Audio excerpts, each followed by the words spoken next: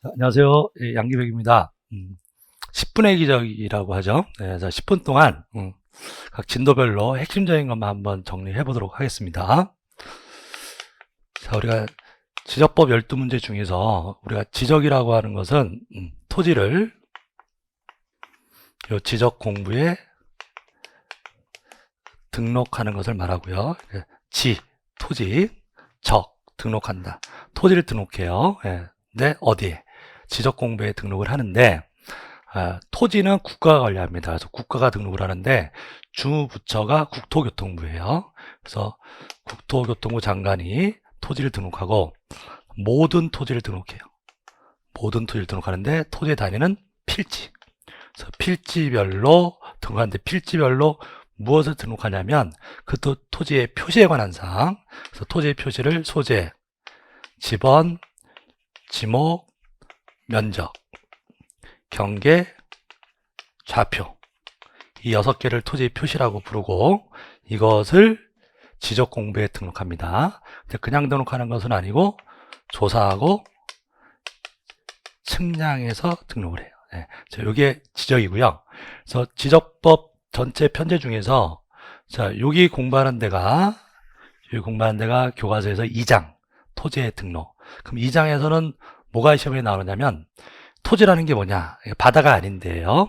토지하고 바다의 경계는 최대 만조유선. 그래서 토지를 등록하는데 토지의 단위는 필지. 그래서 필지별로 등록을 하는데 이 필지가 되기 위한 요건이 있다고. 하나의 필지가 되려면 지번 부여적도 같아야 되고 용도도 같아야 되고 소유자도 같아야 되고 그다음에 등기 여부도 같아야 되고 축척도 같아야 되고 그런 6가지 요건을 충족을 해야 되는데 근데 붙어 있어야 되고 집안이 연속돼 있어야 되고 그런데 이 요건 중에서 하나의 필지에 대한 요건 중에서 예외적인 게 하나 있어요. 용도가 다른데도 한 필지로 할 수 있는 경우가 있어요. 그게 양입지에 관한 문제입니다. 그래서 양입지가 될 수 있는 요건하고 양입지가 될 수 없는 경우, 양입지가 될 수 없다는 얘기는 별개의 필지로 나눠야 된다는 얘기예요.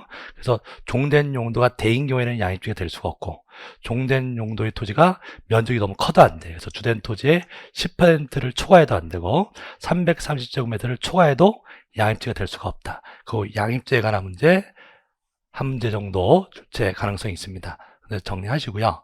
그 다음에 필지별로 소재는 따로 조문이 없으니까 정리할 게 없고 지번 한 문제 나온다고 생각하세요. 그 다음에 지목, 그 다음에 경계, 면적 이렇게 한 문제씩 나온다. 그래서 보통 4문제 정도 내는데요. 작년 34회 때는 3문제가 냈습니다. 지목, 면적, 경계. 근데 이것도 언제든지 거의 90% 이상의 확률로 출제 가능성이 있어요. 지번에서 나오는 내용은 지번은 우리나라는 아라비아 수자로 쓰고요. 그 다음에 임야 대장에 등록된 토지는 숫자 앞에다가 산자를 붙이고 그 다음에 지번은 본번과 부번으로 구성되어 있고 본번과 부번의 구분은 줄로 표시하고 그 다음에 그 표시는 줄은 의라고 있습니다. 그 다음에 지번은 지적 소관청이 부여하는데 방향은 북서에서 남동으로 차례대로 부여해요. 그 다음에 각 토지 이동인세 지번을 어떻게 부여하느냐. 신규 등록하고 등록 전환할 때는 처음으로 나오는 거잖아요. 그래서 지번을 부여할 때 원칙은 인접 토지 본번에 부번을 부여해. 그런데 부번을 부여하는 것이 부적당할 때는 본번을 붙여요. 본번은 없는 번호야 되니까 최종 본번, 다음 순번은 본번 부여합니다. 그게 신규 등록 전할 때 지번 부여해요. 분할은 지번을 한 필지를 여러 필지로 나누는 건데 분할할 때 지번은 1필지 지번은 분할 전에 지번으로 하고 나머지 필지의 지번은 꼭 부번을 붙이는데 없는 부번이어야 되니까 본번에 최종 부번, 다음 순번으로 부번 부여합니다. 이게 분할이고요. 합병은 여러 개를 하나로 합치는 거죠. 합병할 때 지번은 합병 대상 지번 중에서 선순위 지번으로 부여합니다. 다만 건축물이 있고 소유자가 그 건물 있는 지번으로 해달라고 신청을 한 때에는 그 지번을 부여해 줍니다. 선순위 지번이 아니더라도요. 그 다음에 도시개발 사업할 때 지번 부여 방식은 구체적인 그 내용보다는 그 도시개발 사업하고 같은 방식으로 쓰는 경우가 어떤 경우냐. 그게 달라요. 도시개발 사업할 때 지번 부여 방식하고 똑같은 것은 지번 변경, 그 다음에 행정구역 개편, 축척 변경. 요 3개는 뭐 할 때랑 똑같다. 도시개발 사업할 때랑 똑같은 방식으로 지번을 부여한다. 그런 내용들을 지번에서 정리하시면 됩니다. 자, 그 다음에 지목. 지목. 자, 지목은 우리나라에 28개로 법정되어 있어서 나눠져 있고요.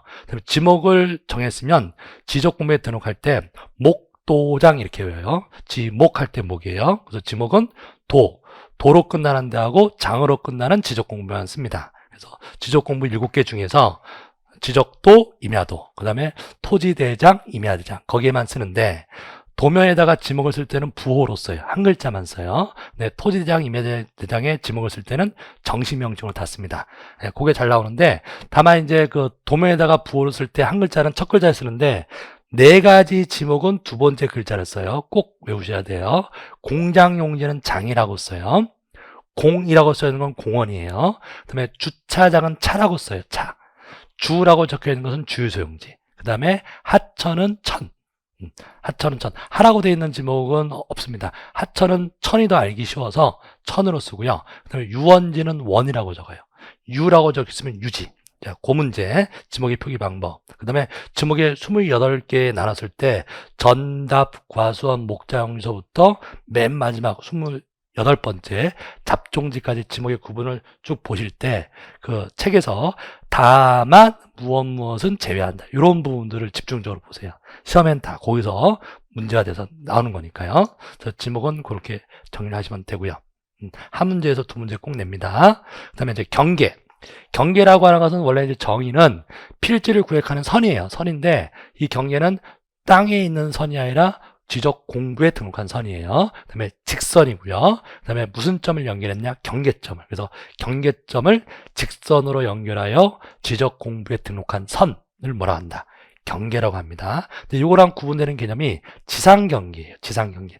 지상이라는 글씨가 앞에 붙어 있으면 그거는 지상, 말 그대로 땅에다가 경계를 표시하는 거예요. 뭐 뚝이라든지 담장, 각종 구조물이라든지 또는 말뚝, 경계점 표지 이런 것으로 땅에다가 표시해 놓은 경계는 지상경계라는 표현을 씁니다. 다른 말이에요. 그리고 경계에서 시험에 문제 내는 것은 그 경계를 정할 때 지상경계가 있으면 어느 부분을 기준으로 해서 측량하느냐 5가지 경우일 수가 있죠.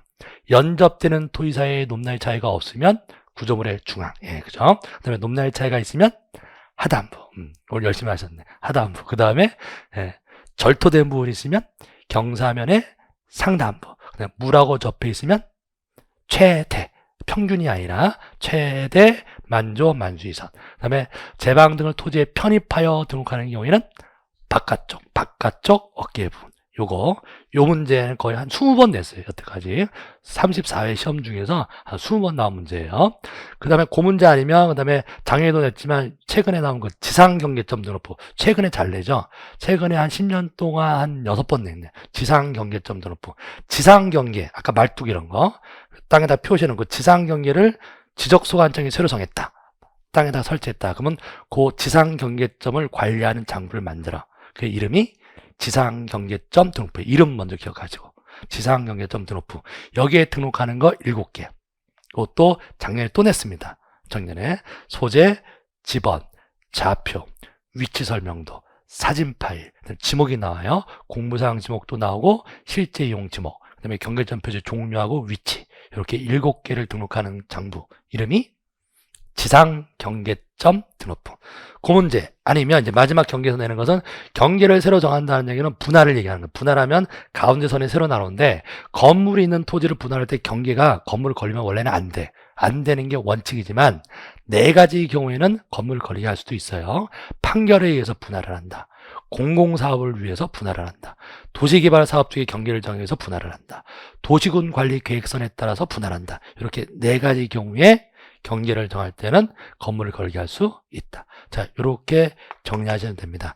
요게 이제 그 첫 번째 우리 오늘 공부하신 내용이었어요. 그래서 여기서 한 3문제, 평균적으로 한 4문제 정도 내는데 작년에는 3문제 냈습니다.